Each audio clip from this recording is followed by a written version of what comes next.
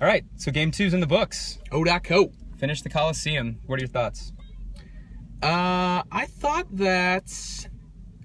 So whereas yesterday we were talking about how the kind of star of the game was the view and seeing downtown, the Space Needle, all that. Clearly today, star of the game, and the star of the stadium is the fans. Without a doubt. Yeah.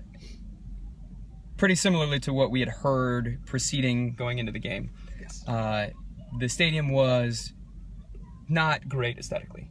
Below average. I mean, the cement is very unappealing. Yes. It is very bare bones, if you will, as you walk through the concourse. There's no specialty food vendors. There's no, anything like that. Right. No kids section, no fan-based anything. No. So it really just gave you the standard. As we were saying before, in Billy Bean speak, it is a replacement level stadium.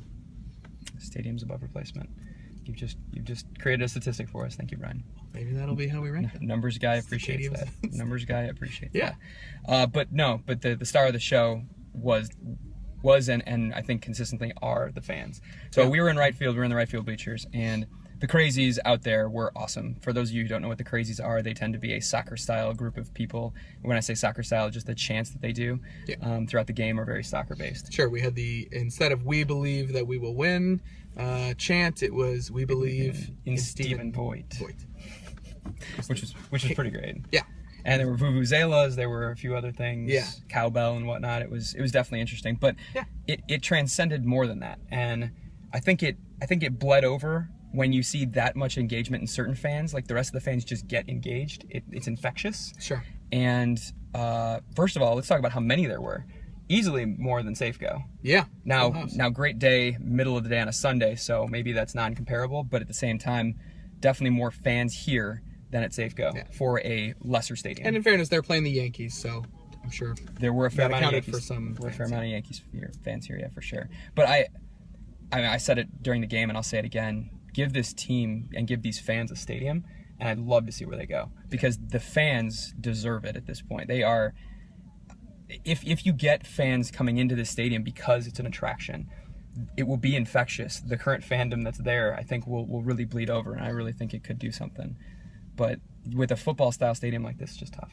Yeah, real tough. The other thing that we noticed was the boards.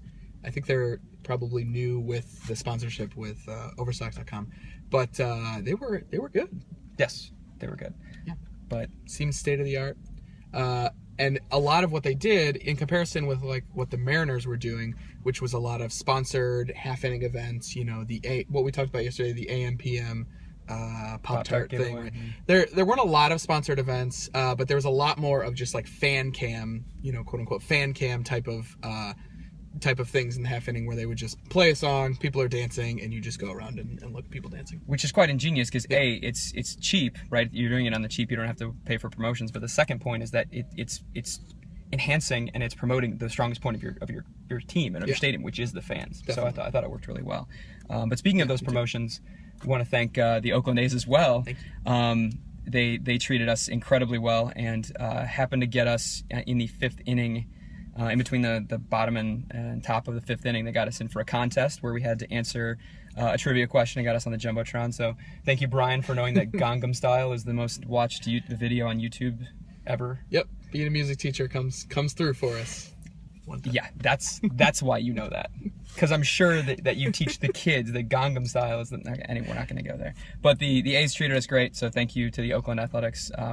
It was really awesome. So. That was game 2, and it turns out, kind of contrary to what I said at the beginning, where I said there might only be one winner in this parking lot, there were 2 winners in this parking lot today, both the Warriors and the A's. That's good. A nice little closing statement there. Awesome. Game 3 is tomorrow, which is at AT&T, and we are about to go get some much-needed rest. Sleep, finally. We have 25 hours between right now and game time tomorrow, so thank God we can go get some rest. But anyway, yep. Check out more of our videos on the rest of this page. For more information, 30and3430.com. Check out our hijinks and other calamity and whatnot on our Facebook page. Again, 30 and 3430. And also on our Twitter at 30 and 3430. So, cool. We still don't have a sign-off, so... See you next time. See ya.